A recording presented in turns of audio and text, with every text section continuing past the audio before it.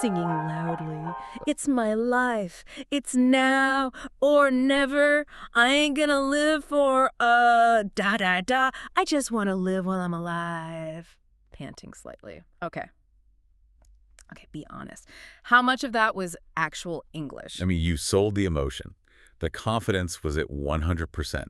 The lyrics, however, were, let's call them interpretive. Interpretive is very kind. I feel like I absolutely nailed the "It's my life" part. Yeah. For like 3 seconds, I am a rock god. Right. And then the verse starts and my brain just, short circuits. I'm just making sounds, hoping the drums are loud enough to cover for me. You're not alone in that. You've actually just described a very specific thing. You know, in Brazil, there's a slang term for it. They call it embromation. Embromation, that sounds very official. Almost like a medical condition. It does, doesn't it? It basically just means faking it or singing in fake English.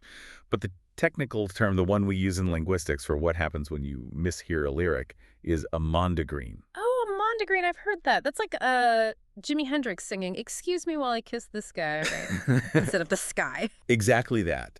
It's our brain trying to make sense of sounds we don't recognize. It just maps words we do know onto the noise, even if the result is, total nonsense. That explains why I spent my entire childhood thinking the Bee Gees were singing about bald-headed women. Oh, wow. Instead of more than a woman. Yeah. Okay, that's a good one. But here's the mission for today.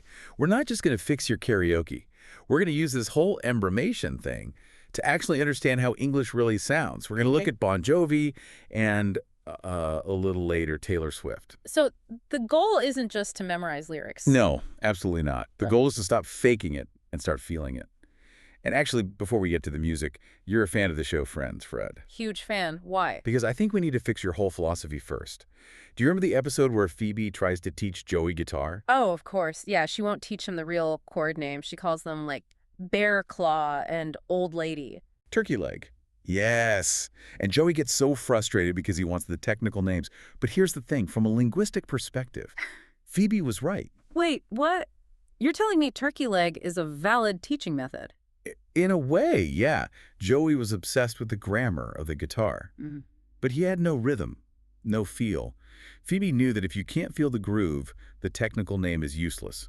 She was teaching him prosody. Prosody, that's the rhythm, the stress of a language. Exactly. English is a stress-time language. It's all about the beat. If you can't feel that beat, that turkey leg groove, you'll always sound a little robotic, no matter how perfect your grammar is. That makes so much sense. I've known people with perfect grammar who sound like a GPS. Turn, left, in, 100 feet. Right. They're playing the notes, but not the music. So today, we're applying the Phoebe method. Let's do this. I'm ready. I want to feel the music. So let's go back to my karaoke disaster. Bon Jovi. It's my life. It seems so simple. It seems simple, but that title line is doing so much work. Think about the first word. It's not my life. It's the contraction for it is. Correct. And that little contraction is everything. If he's saying it is my life, it would sound like a lawyer reading a document. There's no energy. It's low. But Tracy. That's an assertion. It's powerful. He's slamming the subject and the verb together to claim his existence. It's urgent. And I think that's where I go wrong. I get lazy. I probably say something more like, "This is my life." I just kind of swallow the sound. And you lose all the power. Listen to the sound itself. The done sound is what we call a stop consonant. Your tongue has to physically stop the air, and then pop, it explodes out. T, T, T, T. Yeah, I can feel that little pop behind my teeth. Now combine that with the S. It's cop. It's this sharp, percussive sound cluster. It cut through everything, the guitars, the drums. It's the anchor of the whole phrase. So he's basically using the word as a drum beat. Yes, that's it exactly. He's using the percussive quality of English consonants to drive the rhythm. It's my life. If you swallow that sound, you lose the punch. You lose the assertiveness. Wow. I never thought of a consonant having an emotion. But you're right. See, my life is a shrug. My life is a declaration. And that's the secret. In this context, you need that crisp articulation. You have to hit that anchor. Okay, I'm going to be practicing that. My neighbors will think I'm having a crisis, just shouting, "Ice!" over and over. All in the name of linguistic accuracy. Okay, I think I need a sip of my coffee because we're about to change gears completely. Uh-oh. We've done the rock anthem now. Looking at the notes, we're going somewhere a lot faster. A lot faster. We're leaving Bon Jovi behind and jumping into the world of Taylor Swift. Okay, Taylor Swift. I love her music, but trying to learn English from it is, it's intimidating. She's kind of the final boss of pop linguistics. Right. She sings a whole novel in 3 minutes. at double speed. It's hard to keep up. It is.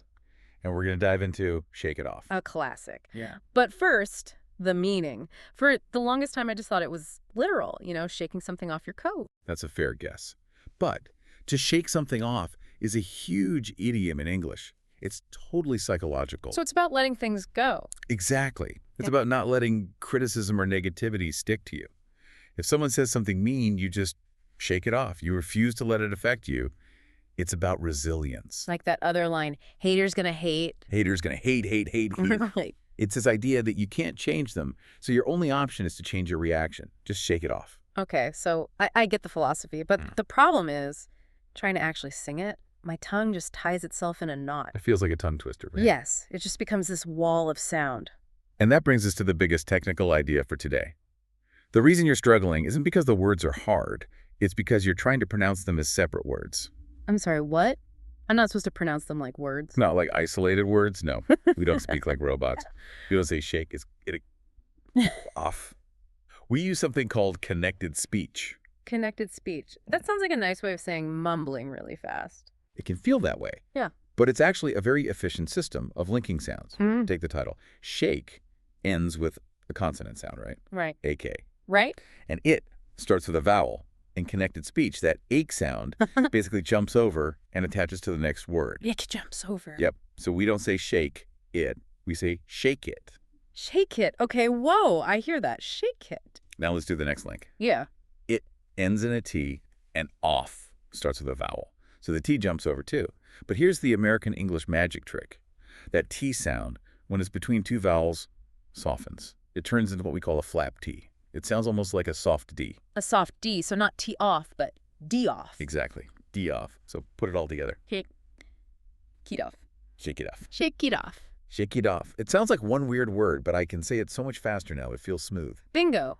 That's the secret. You're not stopping the airflow between the words anymore. You're creating one long, smooth chain of sound. You're removing the friction. This is a cheat code. I feel like I just unlocked a new skill. Let's shake it off. And it's such a contrast to Bon Jovi, right? Yeah. He wanted the friction. He wanted that hard stop on. She wants the flow. Knowing when to stop and when to flow is key. It's all about context. The boardroom needs Bon Jovi diction. Is my project. Assertive. But getting coffee with a friend, you'd use connected speech. You'd say, it's my project. It's so wild that real English is actually about knowing how to mush words together the right way. Mush words together the right way. Yeah. I love that. That's my new definition of fluency. And this is why we get those mondegreens, right? Like the famous Taylor Swift one, Starbucks lovers. Yes, the ultimate example. People heard Starbucks lovers because the real line, got a long list of ex-lovers. It's so connected. List of X all blurs together. So our brain just hears that blur and finds the next closest pattern it recognizes. And what's more recognizable than Starbucks? It's an auditory illusion, but it's comforting, right? It's not just you. Even native speakers get tricked by it. It really is. My embroration isn't a failure. It's just a natural byproduct of how the language works. Exactly. You're just decoding a messy signal. Okay, my coffee cup is empty, which means we're nearing the end. Let's do a quick recap. Yes, please. My brain is full. We started with the Feedy method. You have to feel the rhythm, not just know the rules. The turkey leg method. Got it. Then we learned that can be an anchor. You have to use those stop consonants for power. Channel your inner rock star. And finally, we learned that pop music often runs on connected speech. You have to let the words hold hands. Shake it off. You got it.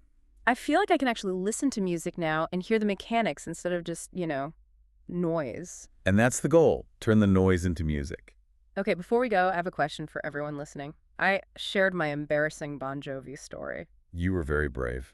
Now we want to hear yours. What's the one song you sang with total confidence for years, only to find out you were singing complete nonsense? Oh, yes, please share them. We need to know, because every one of those mistakes is actually a sign that your brain is trying to decode this stuff. It's not a mistake, it's a stepping stone. Yeah. Couldn't have said it better myself. This was incredible. Thank you for completely changing how I listen to music. Anytime. Go forth and connect those syllables. We will. See you on the next deep dive. Amazing. See you next time.